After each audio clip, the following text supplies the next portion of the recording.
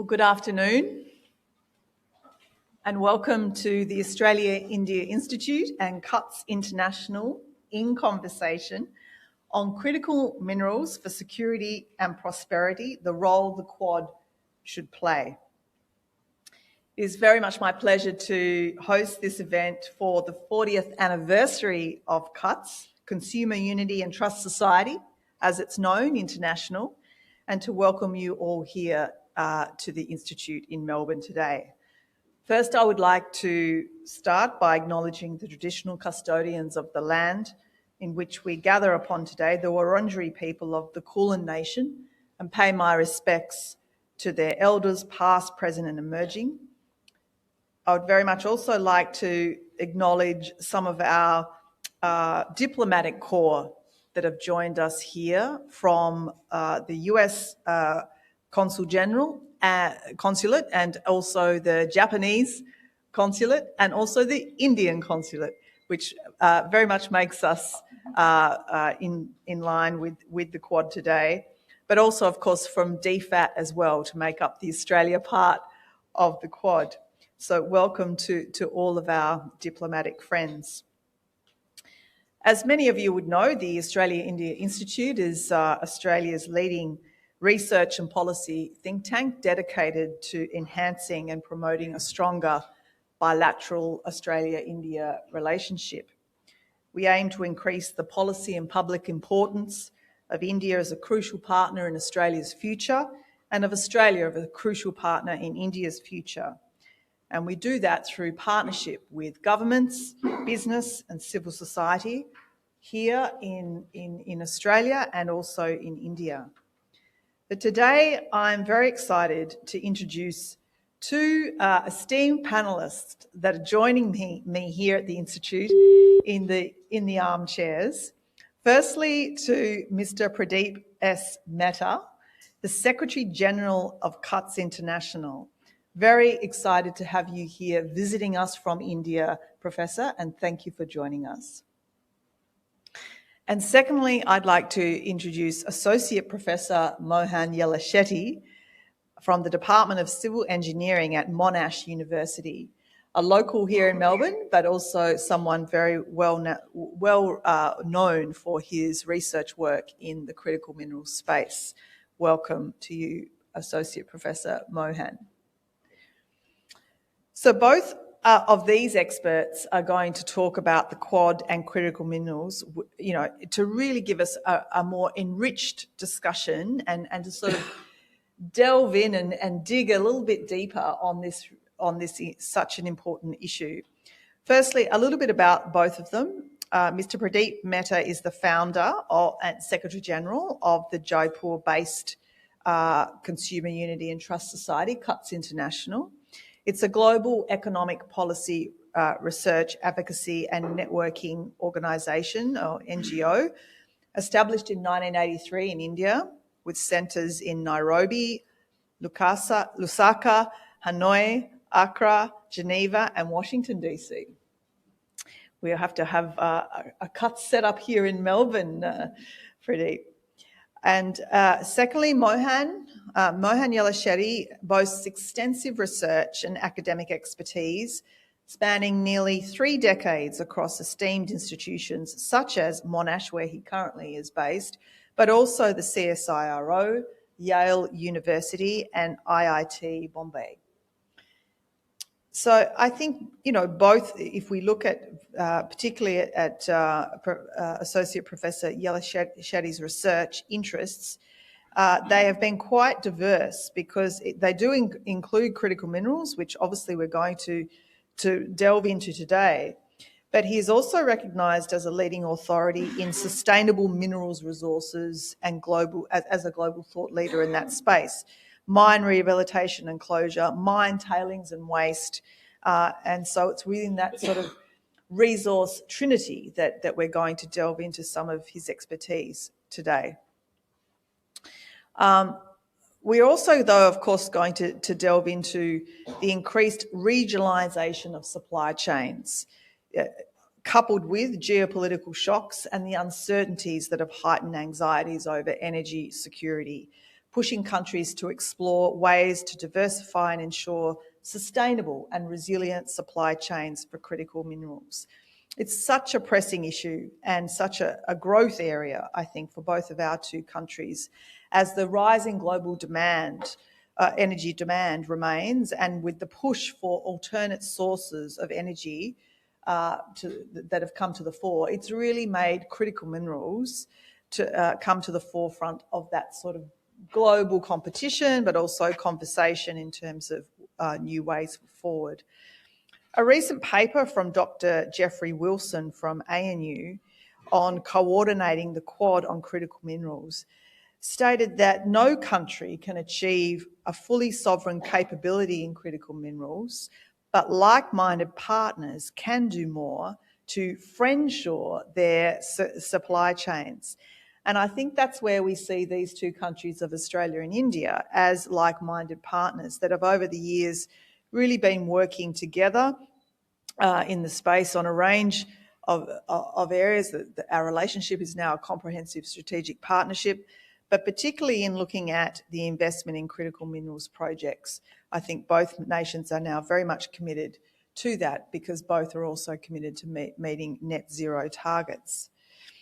One of those ways, of course, is last year both countries announced the India and Australia Critical Minerals Investment Partnership to really develop supply chains between the two countries.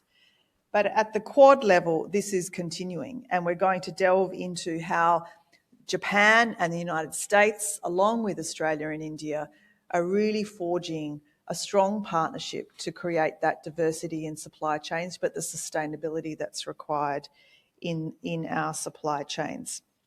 I know at the Quad leaders meeting last year, which was held, of course, here in Australia, hosted by Australia, discussion was there on securing critical mineral supply chains as one of the topmost priorities for the Quad. The Quad International Standards Cooperation Network and the Quad Principles on Critical and Emerging Technology Standards were both released at that meeting. The same meeting also released the Clean Energy Supply Chains Initiative to accelerate Indo-Pacific's clean energy transition, and called, of course, for the diversification of clean energy supply chains in our region. So there is already a bit going on there at the Quad level, and what I'm going to ask our two speakers today is to really sort of delve into this a bit further in terms of what role now the Quad can play. But before we get into any of that, I think we need to start it right back at the basic level. And so, Mohan, I might ask you to go into this first. When we talk about critical minerals, what are we really talking about? What are they? But more importantly, why are they considered essential for the advancement of many sectors? We know that, obviously the high-tech, electronics, telecommunications, transport, defence, touch on critical minerals a lot, but why is this so important for our future? What are these critical minerals going to do for us? Thank you. I think you have made our job so easy that you provided such an exhaustive narrative about the whole issue so well. You articulated it so well. Anyway, good afternoon, everyone, and thanks for this lovely opportunity to be at AII to kickstart the 2024 activities around critical minerals. So coming to what are critical minerals? Why are they critical? First of all, we need to understand. If you look at majority of the supply chains, they are highly concentrated. The concentration is what makes them critical, first of all. And any disruption of these supply chains could have huge consequences. Okay, let me take back to 2010. Japan was the first to have been impacted by the supply chain kind of imbalance, in a sense. There was a territorial dispute between China and Japan, and China said, we are not going to supply rare earths. And that impacted large section of high-tech industries in Japan. That was the first trigger that world has sort of witnessed. And there are many instances where similar things happened on a repetitive basis. So one is geographical concentration, and they underpin many modern technologies. You spoke of defense, you spoke of renewable energy, you spoke of any gadgets that you look around in this room itself. So they are underpinned by availability of some of these critical minerals. For example, if you look at a printed circuit board, which is in a mobile phone or one of these flat screens, etc., back in 1990s, it composed of about 14 elements of a periodic table. But if you look at today, it is a combination of 45 metals that is packaged into that. Why that is important? Because we need to bring precision, we need to bring the touch sensitivity to our apparatus, we need to bring power saving abilities, we need to bring sophistication. All of these are the key underpinnings as to why world is behind some of very traditional minerals, but also more exotic minerals. And the list can go on and on. For example, you look at rare earth elements, which are critical. Now, lithium is critical because everyone is trying to have security, power independence or, energy independence like India and Australia. So they are all controlled by one geographical, one country in a sense, if not necessarily all of that control happens at the elemental level, but some at the downstream. For example, if you look at lithium, Australia produces about 50% of world's lithium ore and concentrate. 90% of refining and processing occurs in China. It's not that China I'm trying to take on here, but any country, 90% is not good at, I'm not trying to corner China in any way. And that's where, the criticality needs to be understood in a broader context. It's not the elements, and same with rare earths. If you look at about 60% of world's rare earth mining occurs in China, and about 80% processing occurs in China. And if you look at the further downstream, the magnets, if you look at 98.5% of world's magnets come out of China. So that's pretty much the only source of commercially available market in the world today. So you don't want to put all of your eggs into one basket. And if something happens, and we have seen that during COVID, pandemic, how supply chains could be disrupted, and what are the consequences of that countries could face. But clearly, Mohan, our eggs have been placed in one basket. And that is why we find ourselves in this position, I think, as a region, and why the Quad is taking this issue quite seriously. And I'd like to hear from you, Pradeep, in terms of that, because in a sense, do you think, whilst we've got this new way of addressing this sort of bottleneck, in a sense, of the supply chain being monopolised, have we waited too long to get to this point of action of trying to look at diversification of it? And what role really can India play to ensure that diversification becomes real in the not too distant future? Right. Lisa, if I may, with your kind permission, welcome everybody on behalf of Cuts International, as you pointed out. We are very, very kind of Lisa and the Australia-India Institute to host us on one of our 40th anniversary events. We are doing a series of events in Australia this time. We had one yesterday at Canberra, which was looking at the larger trade scenario, not just bilateral, but between India and Australia, as to what they could do in the context of the larger trade regime. As some of you may know about Cuts, we are one of the premier NGOs in the world. 40 years ago, that we work on trade policy, etc., and very effectively, as Lisa also pointed out. We also have a center in Geneva, which has been supported by the Australian government since a long time and continues to be supported. So just to mention that for record. Secondly, we started off in 1983 in a very humble way. We never thought that I'd be sitting here and talking to Australians about, what India-Australia partnership should be about, or Quad, or what have you. We started off as a traditional consumer protection organization, ensuring that a consumer gets 1,000 grams when he's promised a kilogram. So that was our, and that time in 1983, and this is relevant to our today's discussion, is we were a socialist economy. So everything was in short supply or black market, or unless you knew somebody, somebody like a member of parliament like Lisa, who could, help you even get a bloody telephone connection. It was this horrible time. You won't understand what a telephone connection means for you. Today you can call anywhere in the world in a split second. In those days we could not make a call to the next town and wait for hours and hours and days to get through the trunk exchange. I'm just giving an example of what we started with.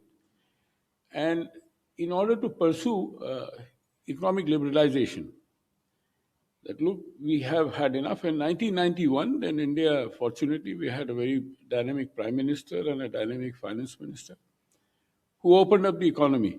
Things were done even before, but they were not done in a wholesale manner as happened during Narasimha Rao's time and Dr. Manmohan Singh's time as finance minister. And that is the time when things started changing. And that is where then the World Trade Organization was, on the cards. And that is something which we, in the South particularly, we didn't know what the hell is happening. What is this World Trade Organization? It was, instead of Godzilla, it was called Gadzilla. And I'm giving you some very fancy terms that we used at that point of time.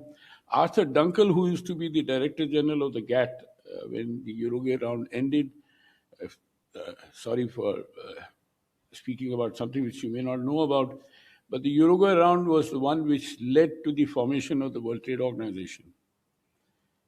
And Arthur Dunkel was so famous in India that there was wall graffiti everywhere, down with Dunkel, down with Dunkel. And Arthur Dunkel was very pleased to see that even if it was negative, he's the only one who's best known in India for this. Now, that was the kind of the atmosphere in which we were working and growing up. And that is when we decided to look at trade policy as to how does it affect the poor in the global South, not just India. And therefore, we expanded to Africa and South Asia, etc. We did a lot of work across South Asia and Africa, as a consequence of which we have 3 centers in Africa, Lusaka, Accra, Nairobi, etc. So what it does help us today, it gives us a very wide, worldwide perspective as to where the world is going and how does it go about. And one of the principles of our work was to promote economic democracy. And we believe the market is good, and markets well regulated can help the poor. Ultimately, it was the poor which was there always in our mind. I mean, how do we help create jobs, etc., etc. And therefore, a lot of this work that we did was a consequence of our understanding about. Now, of course, there are downsides also. Let me not go into the downsides, but the upsides was that there was liberalization. Even in a country like India, those of you are familiar about, more than 300 million people were lifted out of poverty after liberalization happened, trade liberalization and economic liberalization, etc. So those are very good learning lessons for us. And that is when we, as I said, since we were already working internationally, that we got involved with this new initiative of the Indo-Pacific, having very good connections all over the world, including not only centers, but where we don't have centers, like even with Melbourne University, we've had partnerships for a long time and work. We've had events with AII many years ago as well. So we were well connected and so on, and we thought it was important for us to be able to research and advocate on issues which affect the humanity across this region. And of course, there are geopolitical problems, geoeconomic problems as well, as Lisa pointed out in her own opening remarks. And Mohan, of course, went much deeper into this area of Venezuela. Now, we all know that today's time, when climate change has now become such a big threat to humanity, that we require to regulate our consumption and production in a way that we are able to protect the earth and the environment and the biodiversity as well. And one of the things in that is, as Mohan said, that many of the equipment that we are using, the kind of sophistication would lead to lower energy consumption and lower emissions. And therefore, it is important for us to ensure that all the elements or all the inputs which go into the kind of our pursuit for less environmentally burdensome products is done in a manner that can help us to look forward to a better future for my children, my grandchildren, and their grandchildren. Let's not forget. I mean, these are some very important issues which I thought I would highlight. We tend to forget that, the kind of disaster that we are facing today. COP28, which happened in Abu Dhabi, it was quite a disaster. Countries are not getting around to deal with these issues in a manner that is required. Fine, we will phase out fossil fuels. Fine, that was a big achievement. I beg your pardon. There's nothing to be, slapping your back about phasing out of fossil fuels. We still need alternate sources of energy, and in that, the whole role of critical minerals and metals plays a very important part.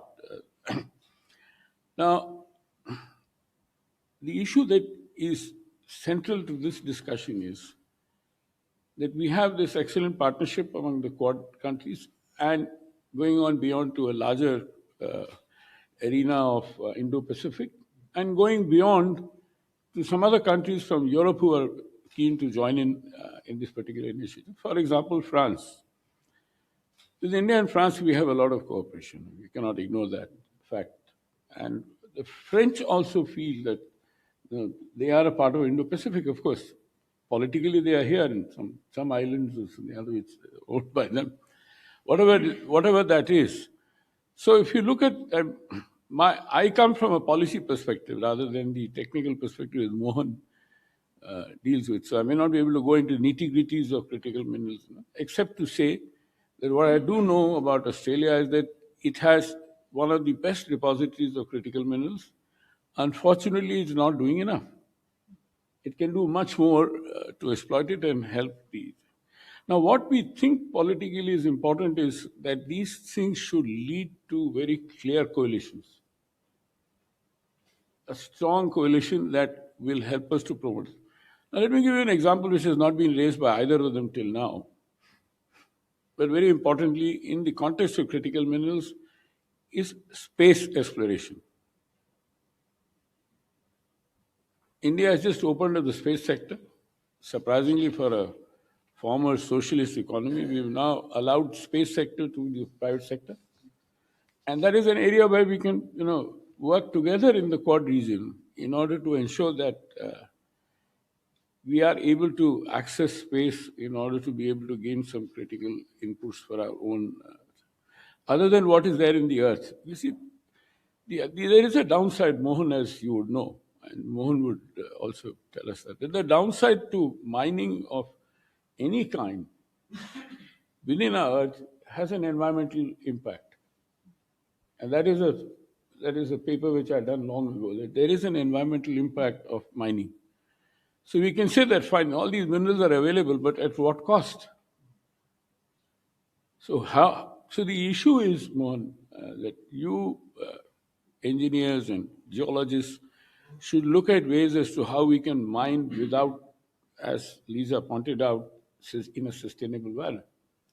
I think, Pradeep, you raise a very, very good point there, because, I mean, not only have you shared, obviously, India's rise over the past two decades, but, and the way in which India is, obviously signed on to global targets of net zero emissions, and that's something we obviously all share as Quad nations.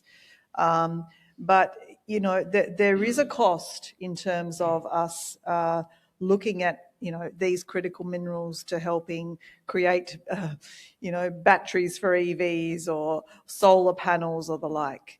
And I think that is a very interesting proposition that I'd like to ask now Mohan perhaps to answer, because it really goes to the nature of, are these minerals critical, or are we needing to look at perhaps a closed loop recycling alternative as part of the mix in trying to reach net zero as Quad nations? Because there is that other side of the environmental aspect of mining these critical minerals.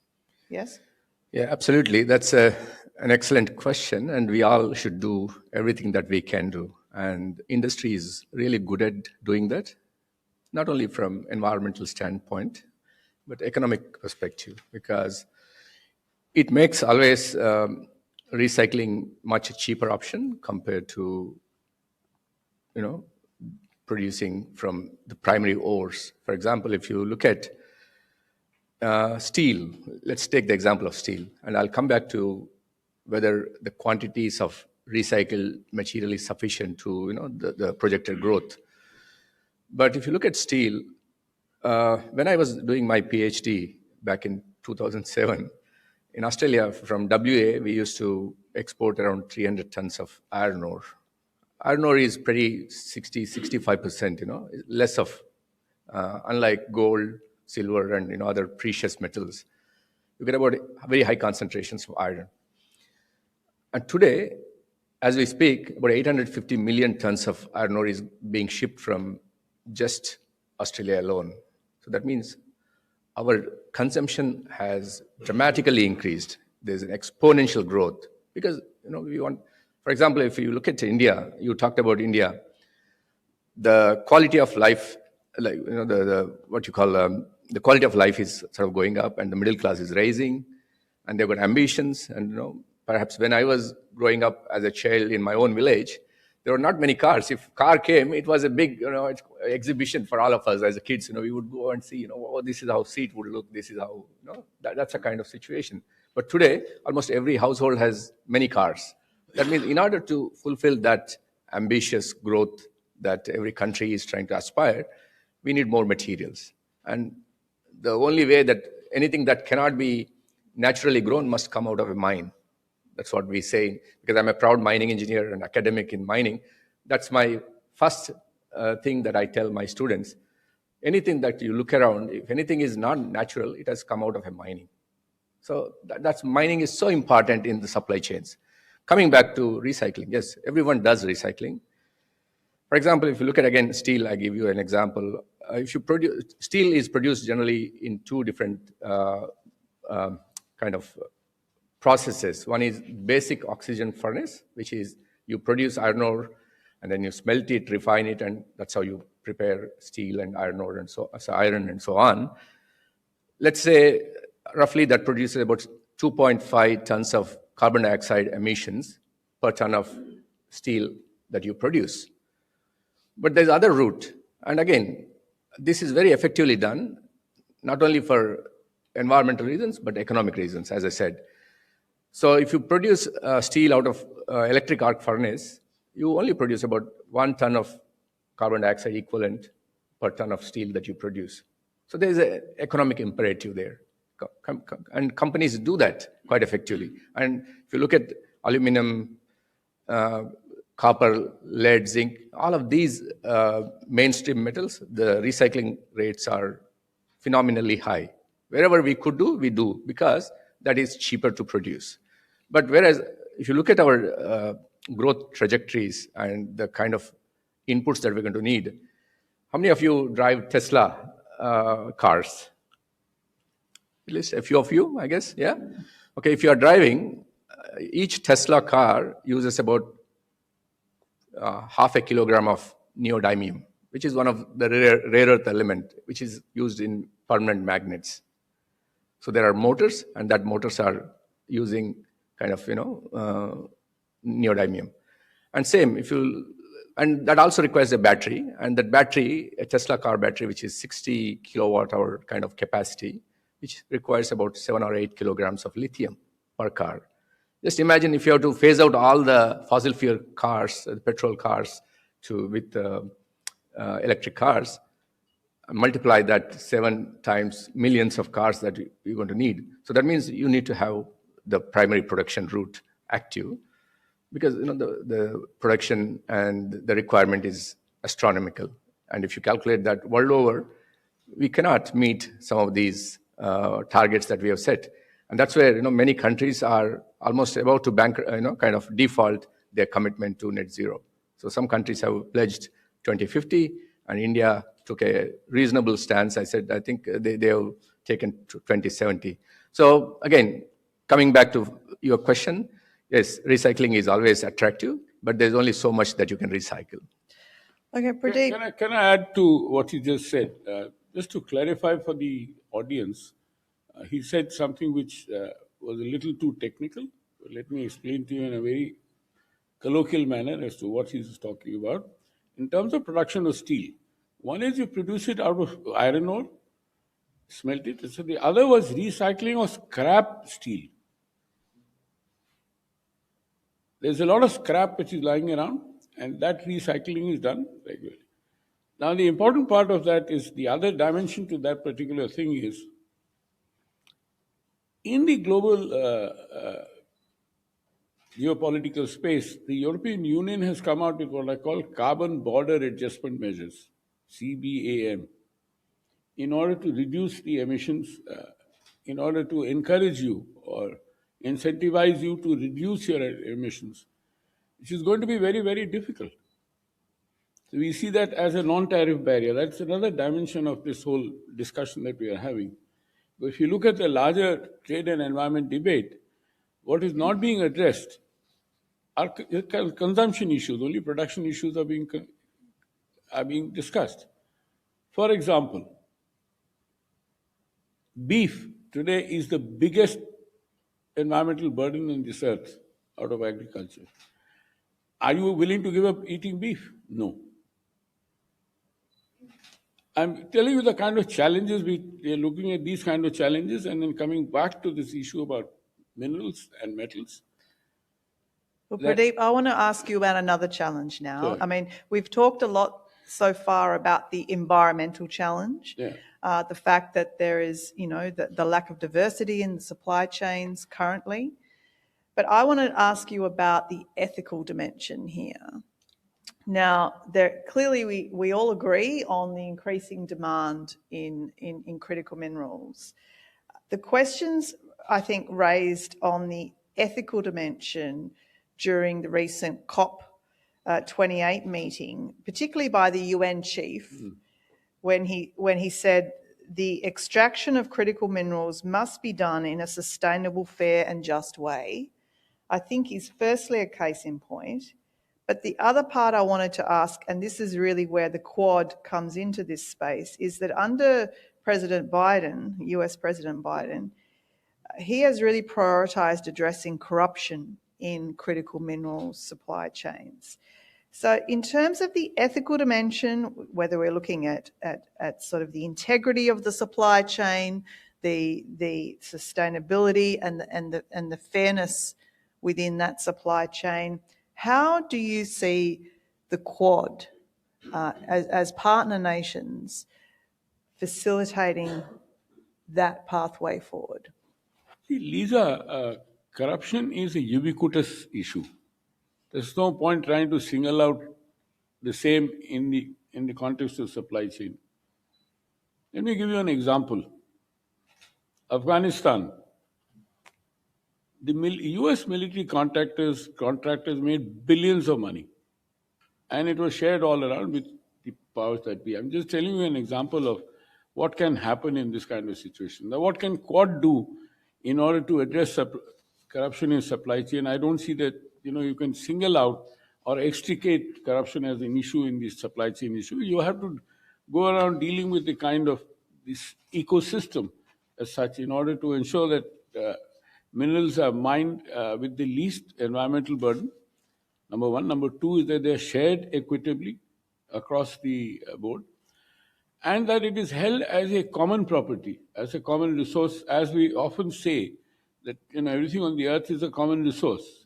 But in this particular context, supply chain, in the context of critical minerals, it becomes more critical to think about it as a common resource, but the fact is because there is a shortage, number one. Number two is a lot of critical minerals are cornered by China. And China will use its own terms in order to sell it. They're not going to, give it easily, and especially when they're talking about Quad, then there are other issues which will crop up. Other kind of walls, mental walls, are going to crop up in order to do this. It doesn't matter, let you suffer, etc. So coming back to the politics of this, which is what the question was. So there's pointless, let's not divert our attention to look at corruption in supply chains. It's a ubiquitous issue. You can't do anything about it if it is there. I give you an example. I only give you Afghanistan as an example just to show that wherever businessmen find an opportunity to exploit the system, they will do that. It's a human tendency. But I think as partner nations and those that that have come together to really find ways of addressing some of these public goods, I think, as it's called within the Quad. I think the United States prioritising addressing corruption actually looks at the fact that there is this monopoly there currently within supply chains. The fact that these critical minerals are a rare source, and that we need to ensure that there are ethical methods and standards as a way forward. I think one example on that I want to raise is deep sea mining. Right. Because we know that there, whilst Australia does have a lot of these critical minerals, globally there still is a shortage. Yes. In terms of what we need for our, technological futures. So deep sea mining could definitely unlock, a massive new resource right. of critical minerals. But there are massive concerns regarding deep sea mining. How do we ensure that sort of extraction is undertaken in a responsible manner by various state actors, for example? So there are two issues that we discussed. One is deep sea mining, and the other is the issue about corruption in the US, etc. See, we all know that US is fairly a very hypocritical government. There are many ways in which they do something and say something else. Now, when you're looking at a future regime of Trump, which is bound to come, you're going to be seeing a lot of new issues coming up, and therefore we have to be prepared as to how they will behave in the Quad. He might say that, look, I'm walking out of Quad. So what do you do then? He's prepared to walk out of the WTO, for example, and so on and so forth. So, but anyway, what I'm saying is there is a little uncertain future in terms of the politics of Quad. Secondly, and therefore addressing corruption, the kind of corruption charges which Trump is facing, yet has had no impact on his political career. And that is happening around the world. If you look at the latest Economist article, in the sense that the kind of leadership which is emerging in the world, it's not at all democratic. They might be elected, but they're not democratic. There's a difference between democracy and elections. Well, I think. Well, let me come to the second we point. could have another. We could have a whole other debate on the threats to democracy. All this has an impact on the ecosystem of what we are talking about. Now, deep sea mining is something which is similar to the kind of issue that I raised. That look, what about space? Perhaps you will cause less harm and less damage, because deep sea mining itself will have a problem. I'm still reminded of an India-Australia Connect on this coal mining, which was the license was given to Adani, and that went to the High Court here because it was harming the coral reef. I don't know what the lessons have the Australian public drawn from that. It's a good example, good case study to look at. Mohan, over to you. Yeah, so again, bringing back to the critical minerals, not politics too much. So, no, that's true, very, very true. So geopolitics are part and parcel of critical minerals, and that's why many of the minerals are critical, right? So you talked about ethical issues, and that's where there's a lot being talked about ESG ratings now. But again, I want to give you two examples of where ethics could come into, where world could come into a big dilemma around ethics. Cobalt is another important ingredient for batteries, which is again for each Tesla battery of 60 kilowatt hour capacity, we require about 6 kilogram of cobalt, right? And about 60% of world's cobalt is produced in Congo, DRC, Democratic Republic of Congo. And we know, and there's a lot talked about, lot written about the child labor and exploitation and the red cobalt and so on and so forth. So if we were to not take cobalt from Congo, where would we get it from? Because the rest of the world hasn't really come up to producing the demand that world is kind of asking to produce. Then the other one, rare earths. If you look at rare earths, as I said, China produces the largest quantity of rare earths, about 60%. And the total rare earths that are produced in the world are about 300,000 tons. Not too much. I talked about iron ore, 850 million tons. As against that, rare earths are only 300 tons. And again, if you come to some exotic minerals or metals like gallium, we only produce 300,000 kilograms we're talking of. So very tiny bit, but they're important, right? So first is the largest producer is China, second largest producer is United States, and third largest producer is Myanmar. Why you think there's a coup in Myanmar? So again, the underlying factor is the rare earths. And the way that there are reports by several experts that the way the mining is occurring in Myanmar to extract rare earths, they are literally massacring the environment. So no one cares. As long as I get what I want and I sell it, again, the corruption issues around that. And same with cobalt. So that's one of the important things that we need to fix. And rightly so, even G20 leaders declaration, they said, we need to have equitable distribution and supply chains spread out so that we don't have problem.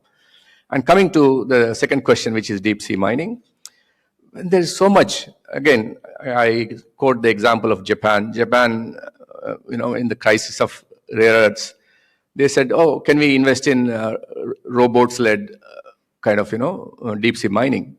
And in their own continental waters, there are a lot of nodules which consisted of rare earths.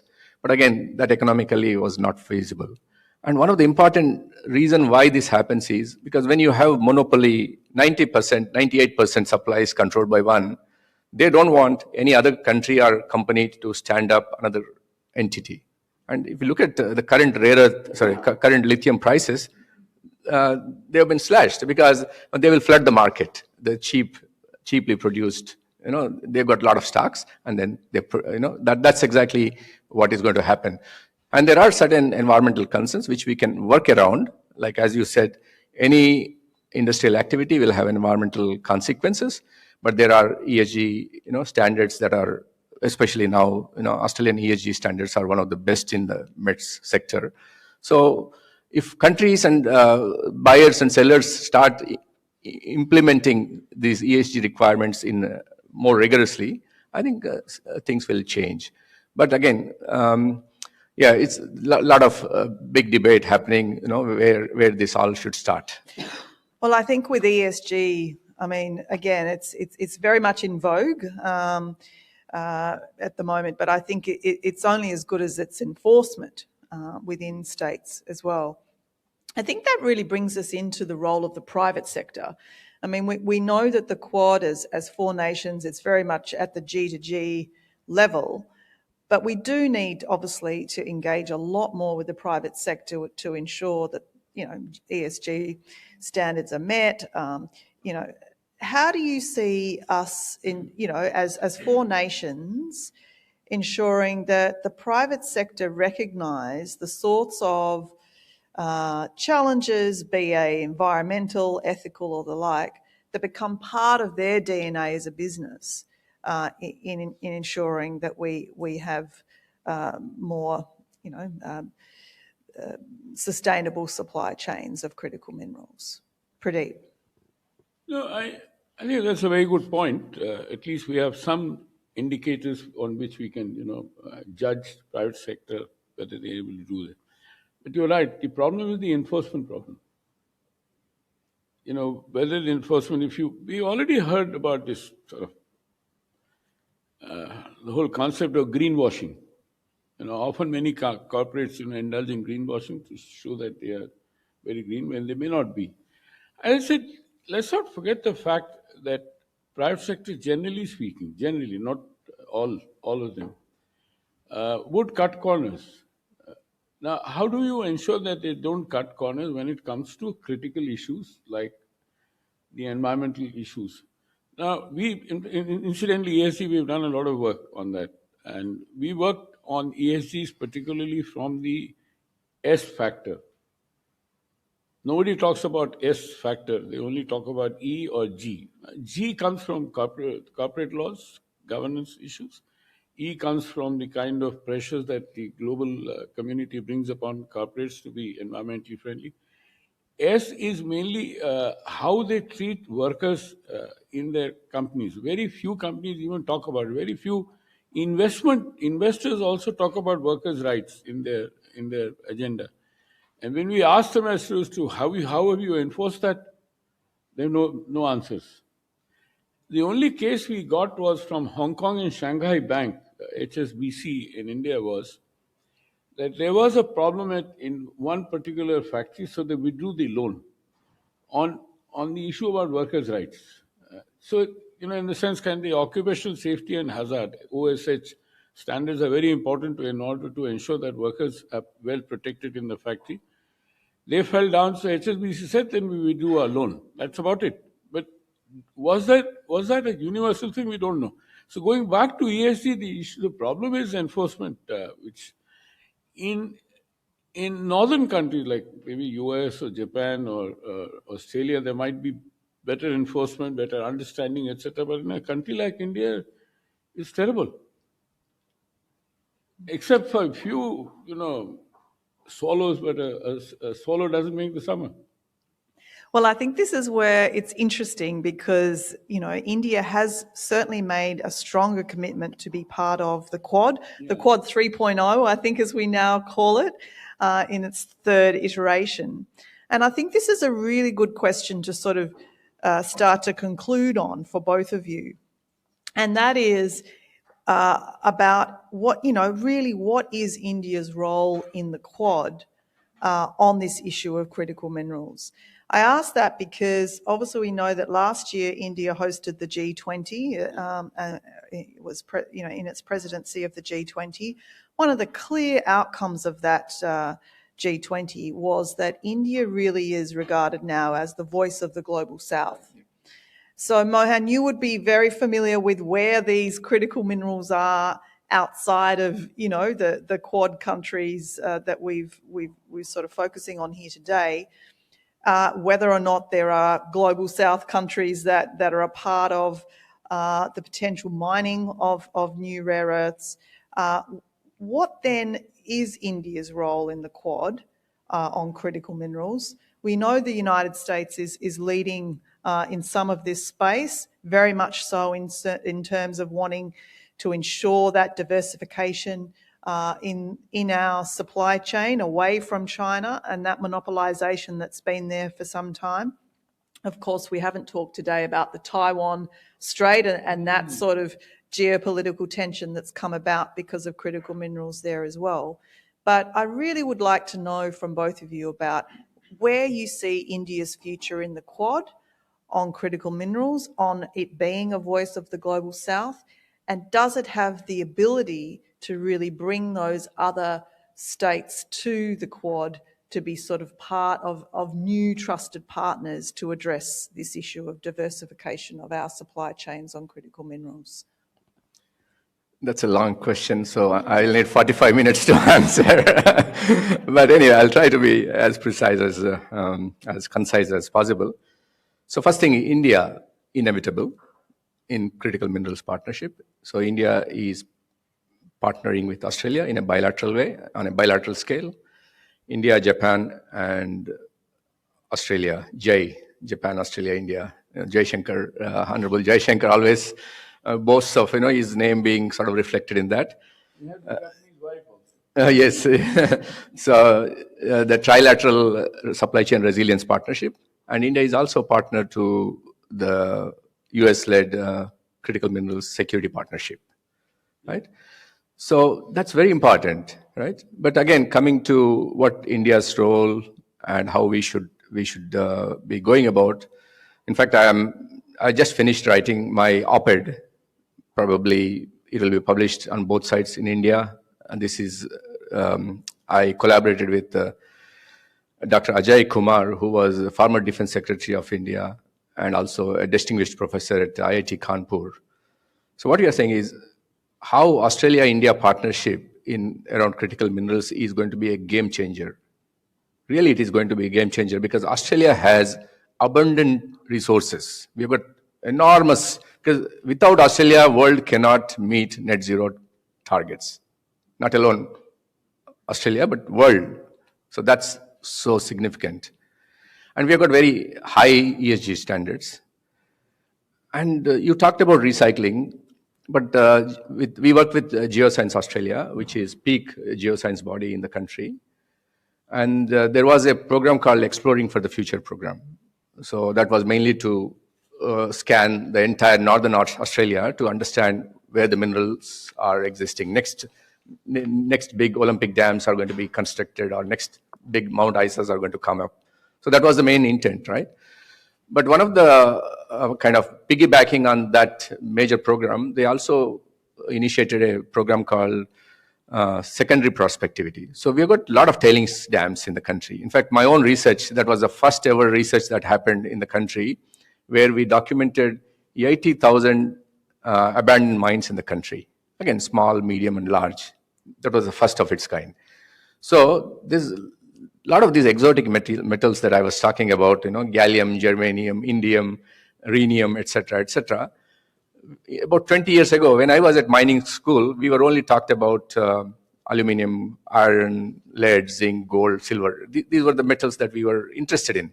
All we discarded into tailings dams. That means all of our tailings dams have got huge potential for some of these high-tech metals that we're going to need for high-tech industries. So why India is important in this equation, and India also is a mining country, a lot of mining know-how. Japan, again, depends 100% on imports. For Japan and India, even coking coal is a critical mineral, by the way, and so is for European Union, because coking coal is required for steel manufacturing. So what I'm trying to say is why India and how India is going to be playing a very crucial role, because India has demand, India has demography, because one of the important reason why China becomes very competitive is they saw this. In fact, one of their presidents in 1990s itself said, if Middle East has oil, we have rare earths. So that's a kind of investment and thinking that they have had 1990s when world was sleeping. So they created massive infrastructure, and they got one of the cheapest labors in the world. So about $6 a day per person. And India has that advantage, similar advantage, because if you look at India's labor is also highly competitive. We got $2 a day. So that means we can be competitive on global market, compete China. And India also has got a lot of mining states where mining infrastructure and skills, because skills is one other important thing that countries have to invest. And if you look at Chinese Rare Earth Society, which was established in 1982, has 100,000 members, professional members on it. So that shows their commitment and that farsightedness.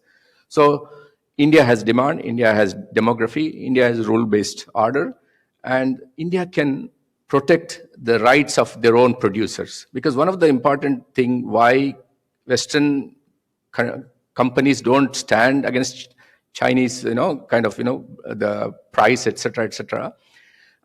Even recently, if you look at Vital Metals, which is ASX listed company, they used to have Vital Metals Canada subsidiary. They had a rare earth mine, and they were contracted by Norway to supply 2,000 tons of cerium reduced rare earths to Norway. And suddenly China flooded the market and they undercut, and then this company ran into bankruptcy. But why India? Again, sorry, I'm taking a little long time, but a very important point I'm making. In fact, that's going to be in part of my op-ed as well. I was reading some reports like during Diwali and Ganesh Chaturthi. These are the two festivals that are celebrated across India. The reports say they put some dollar numbers. Prime Minister of India, Modi ji, has called all the countrymen and country people to go for vocal for local. That's a new abhiyan or new kind of mission. What they said is, don't buy anything external. And in a lot of manufacturing factories in China, they produced a lot of what India is going to need for those two festivals. They knew, right? That has been happening for the last several decades. And apparently, as a consequence of that, these companies incurred about $12 billion worth of losses. That means people started buying local, and India was the only country which banned 200 apps in one stroke of signature, a pen. So how India can protect their own producers' interests? Because they've got demand, they've got demography, the people, the labor cost, and they've got mining infrastructure, they've got technical know-how, so they can also insulate from external shocks. And that's where the government role is very, very crucial because of that undercutting. So government has to come as a risk absorber in critical minerals if you have to stand up a company. So I think that's where I'll end. Thank you. Thank you, Mohan. And Pradeep. Yeah, Mohan has touched on some very interesting granular details of this. Let me get back to the more macro and important things about responding to Lisa about India's leadership of the global South, which is emerging. I mean, it is expanding. We've always had a very good relation with most poor countries in the world, Africa and Asia particularly. Even in Latin America, we have. In Africa, we, of course, had shared the common legacy of colonialism, the British colonialism. So we have the Commonwealth, which again is a binding factor, of which even Australia is a member. So is Canada. Now, the G20 meeting which took place in Delhi, there were two important things to be noted, which I would like to flag, and you may know about it, but there's no harm in reminding you. After 17 years of G20 meetings, it was the first ever time that a unanimous declaration was adopted, thanks to India's diplomatic skills. 17 years. All the other declarations have been chairman's text. They have not been widely, particularly in the context of the Russia-Ukraine conflict, which has often muddied the waters of any international arena. I'll not go into that detail, but it's very interesting to understand as to how the Russia-Ukraine conflict has influenced a very large number of global debates and will influence even the critical minerals debate in one manner or the other. You can't avoid many of these things. They're all interconnected. Because politically, you have to have some understanding somewhere or the other. So India has now established. What it did was, even before the G20 summit, was to organize a global South summit, which they're going to do again and again. And as I said, in spite of China being a very heavy investor in Africa, India still enjoys an advantage over China in terms of the personal relations that we have. We have 3 centers in Africa. I said we've been working there for 25 years. And the kind of respect and affection that we get, Chinese don't. Anyway, Chinese don't speak English, number one. Number two is they don't even mix up with the locals. Unlike Indians who are mixing up, intermarrying, and doing all kinds of things, We have a large expat population also in Africa, as in India. So that these factors matter a lot in many of the debates which shape the ecosystem. And therefore, when you're looking at critical minerals, Congo, for example, he gave you the example of cobalt. With India, Congo has an excellent relation with India. So whether others approach it or not, in order to mine cobalt, India would be there up ahead. Now, there are political issues with many of these issues are concerned, but fortunately, India is able to get around them because of its own standing and its own relationship with many of these countries. So India will play a big role, and that is what the Quad must ensure, that India plays it in a responsible manner and an environmentally sustainable manner. That is what my biggest worry is. I think talking about relationships and the Quad, I think, is a really good way for us to close this discussion today, because I think one thing we can be assured on, despite all of the challenges and perhaps the different ways of operating of our 4 Quad countries, we have become, through our relationships, trusted partners. We are now together there as 4 countries: the United States, Japan, Australia, and India. And I have to say, it's an exciting time to be working in the Australia-India space, when it can be broadened into including other trusted partners that Australia has had long association and friendships and alliances with. And of course, Japan and the United States are there, but France, of course, we're back on a good relationship with now, so that's pleasing as well. I want to really thank both Mohan and Pradeep, and ask our audience here to join me in thanking them for this really enriching discussion we've had today on critical minerals and the role the Quad could play. Thank you.